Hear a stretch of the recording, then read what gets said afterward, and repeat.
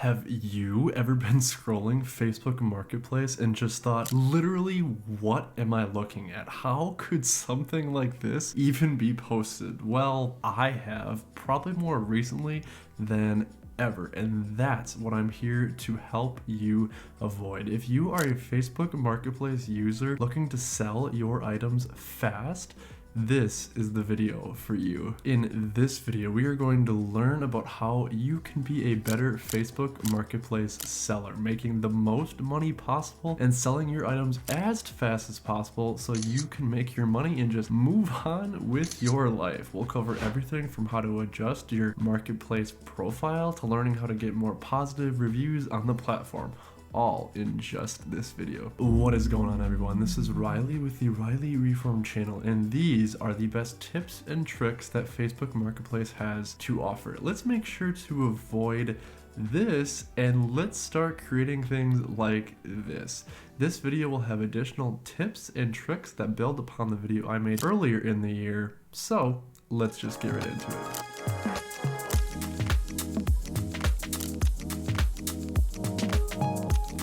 Have you ever been looking on Facebook Marketplace, been fairly interested in a product that you thought you honestly needed in your life, but then you looked at the seller's profile and you just can't decide if this is a real person or if the seller just decided to leave their profile incomplete? Well, in the past, I have chosen not to message particular buyers if I can't make any sort of conclusions by looking at their profile. And this includes both the seller profile and their own personal Facebook profile. If you have never thought about this, do you honestly think that when someone purchases something that they don't take a nice extended long look at your profile? Well, I will have to admit that before I ever meet up with somebody in person, I always make sure to look at their profile, just so I know, what I'm getting into. There are three major things to note to ensure you have a complete profile. You'll need to remember that the more complete and transparent your profile is,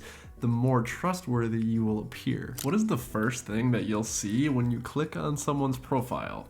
Yeah, you guessed it, your profile picture. You want to make sure that you either use a clear and professional looking profile picture, or maybe even a friendly looking picture with a loved one or a family member or a pet. You'll want a picture of yourself instead of a logo or some sort of other image, because doing this helps create a personal connection and builds trust with the person that you're going to be selling to. For example, how many times have you seen a flower profile picture? Well, the flower is beautiful and all. What exactly does it tell you about a person? Absolutely nothing. Before I meet up with somebody in person, I would like to have a sense of familiarity with their face and just what they look like. This isn't just for safety, but also just so I know who I'm looking for at the pickup location. Next, the second best picture on your profile is your cover photo. So that's the photo at the very top above your profile picture. An appealing cover photo can add just a bit of touch of personality and make your profile more inviting and just feel more complete. Something that kind of draws the eye a little to your profile. Maybe use a combination of your professional picture as your profile picture and a picture with a loved one in your cover photo, or maybe you can use a picture with a loved one in your profile photo, but then a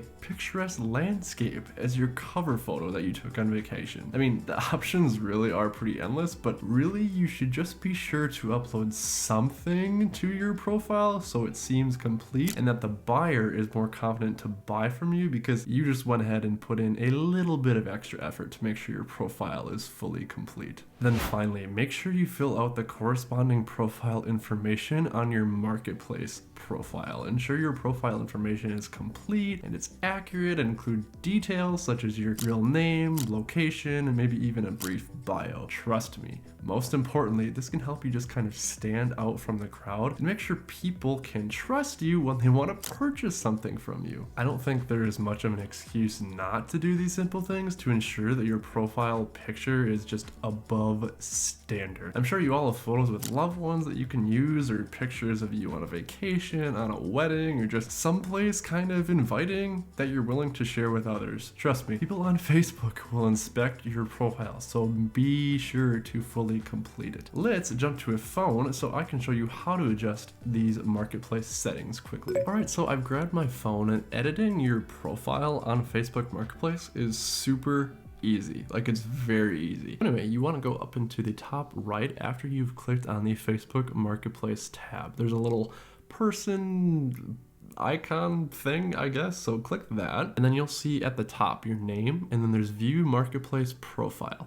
So click that. All right, and then in here there is edit profile, so then you're going to want to click that. And then there's a couple things. So you can edit in your Facebook Marketplace profile. So this is not your Facebook profile. Your Facebook profile and your Facebook Marketplace profile are separated. So anyway, so I have a headshot for work, so that's what I used here, and that is your actual profile picture. And then I used a picture of my fiance as my cover photo. Gives a little bit of personality. Like, there's two pictures of me, so I tend to think that will leave people with like, okay, he's actually a real person.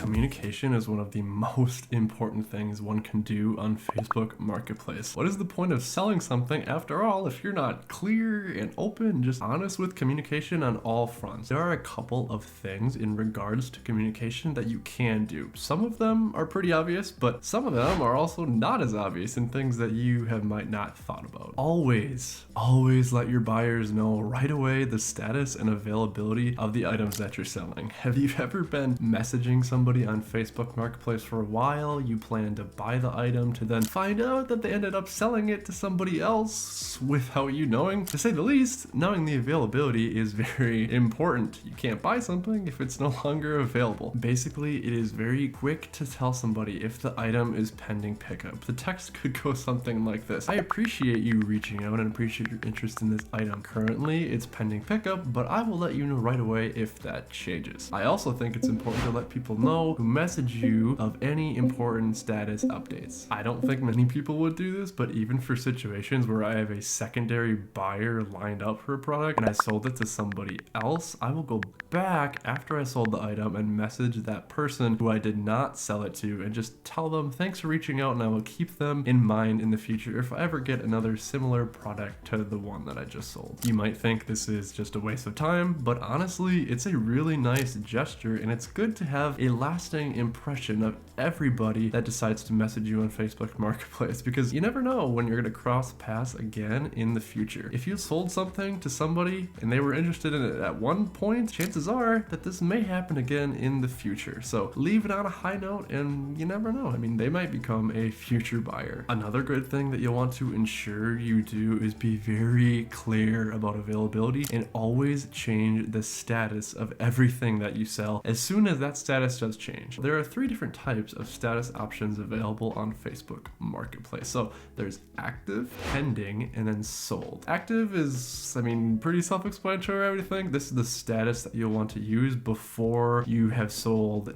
anything. I don't think many people, though, utilize the pending status. The pending status is very important. For example, this is used when you have somebody coming to pick up an item later tonight, for example, but you just have not quite sold it yet. So why would you use this? I mean, well, for me, I sometimes look to get rid of items for free that I just want gone and out of the house. I did this in the past with a TV box, if you remember that from one of my previous videos. I've also done this to get rid of some old gas cans that were just collecting dust in my garage. Changing an item to pending is just a nice gesture because it tells everybody looking at your item that it is most likely gone, but it has not left your possession yet. Sometimes in the past, I have saved pending listings, but not messaged that individual just in case it does happen to go back to active. Sometimes it does, sometimes it doesn't. Most importantly, it saves a potential buyer from wasting their time messaging you if it's available. If they find out the item is already gone, well, it's a waste of time. As a seller, it's also nice to stop getting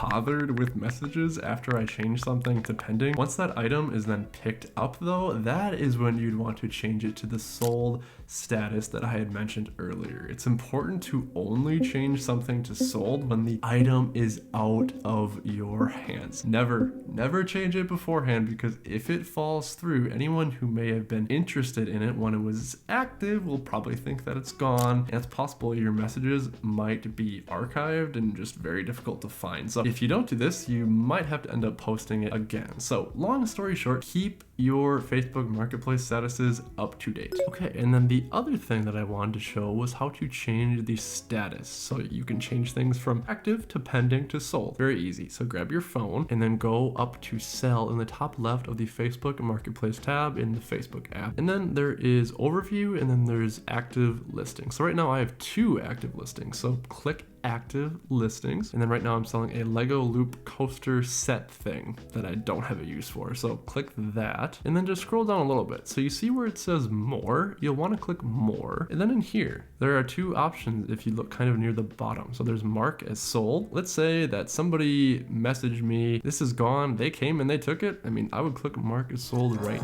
now.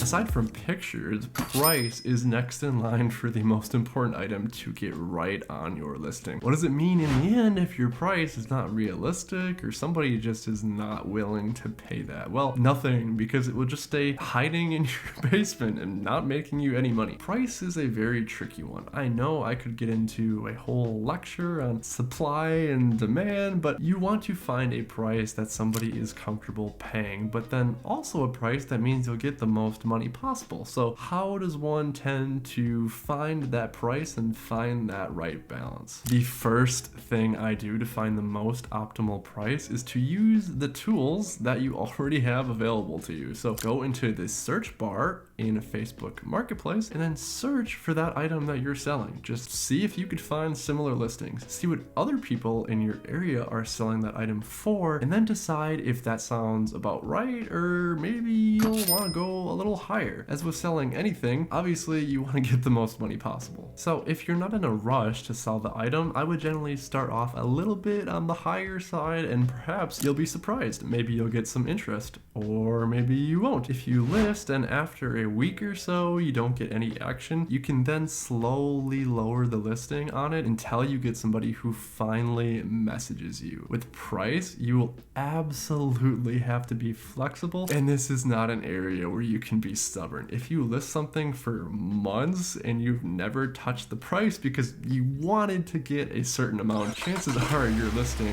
will fall off the market and it may never be sold. Facebook Marketplace is essentially the modern day version of a garage sale. People are not willing to pay full price for something. They are just browsing for deals and hoping to get the best bang for their buck at somewhat reasonable prices. So definitely keep that in mind as well when you do create your listing. You'll want to be open to offers and be willing to consider any potential offer for sure. If somebody does message you and they seem a little bit on the fence, just encourage them to offer something. I mean, anything really. If they offer too low, you can always counter with a minimum that you are willing to get. And if they're not able to offer you that minimum, then you can just wait for the next person and let them know that I don't think we're going to be able to come to a deal. I mean, you never know. If somebody offers you something and you say you have a minimum, maybe they'll bite and they'll take that minimum. Once somebody does throw an offer out there for you, this even helps you get a general idea of what you can expect to get and how sought after that item that you're selling really is. So encourage all offers, consider all offers, and just make sure you respond politely in a professional tone to what you are thinking, even for offers that are very low.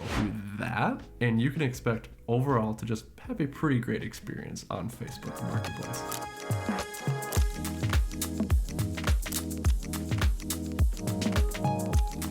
What's something that you always do before you buy something online? Okay, yeah, you'll obviously check the reviews of that something that you're going to buy. Most of the time, I check reviews before I even check the pictures of whatever I'm buying. With fraud and scammers just everywhere on the internet, getting reviews is more important now than ever. I would almost go as far as to say that you don't just want great reviews, you need them to be successful on this platform. When I look for items items on Facebook Marketplace and the seller has great reviews, I'm about 100% more inclined to buy something from them because I know that I can trust them because they have already been vetted from the community. I don't need to do it myself. The inverse has also been true when I'm looking for something on Facebook. I have seen people with terrible reviews saying they didn't show up at all, they didn't ship the item on time, they didn't ship the item that was described, or maybe even that the item arrived broken, arrived damaged. If somebody has reviews like this, they're not going to be getting any business from me. I saved this tip for the end because how does one get great reviews? Well,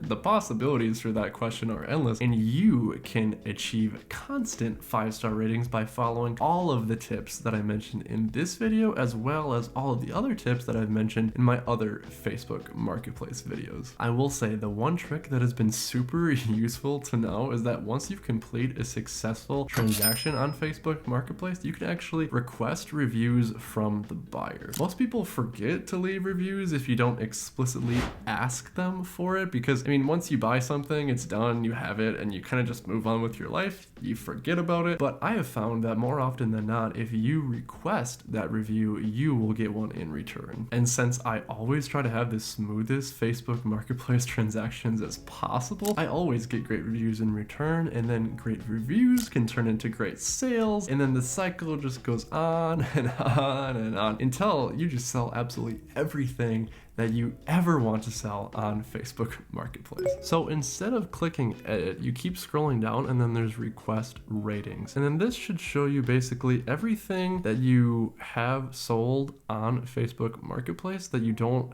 have a review for. So for example, I know this person with the gas cans that I talked about never left me a review. So another way is you could actually go into the message where you were talking to the person who you sold the item to. You go into there and then you can click more options, I believe, and then request rating. I did this earlier, but I recorded it, so that is what I'll be showing on screen. Well, that about wraps up the Facebook Marketplace knowledge for this video. How is your expertise on Facebook Marketplace? Did you get lots of sales using this platform? What tips did I miss, or what tips are you kind of expecting to see? Let me know and I could throw those into a future video. I do love making Facebook Marketplace videos, and you know, with my channel, there's definitely going to be more to come in the future. So best of luck to all you master sellers out there. Make sure you subscribe so I see you in a future video, but I hope your day is as pleasant as you are.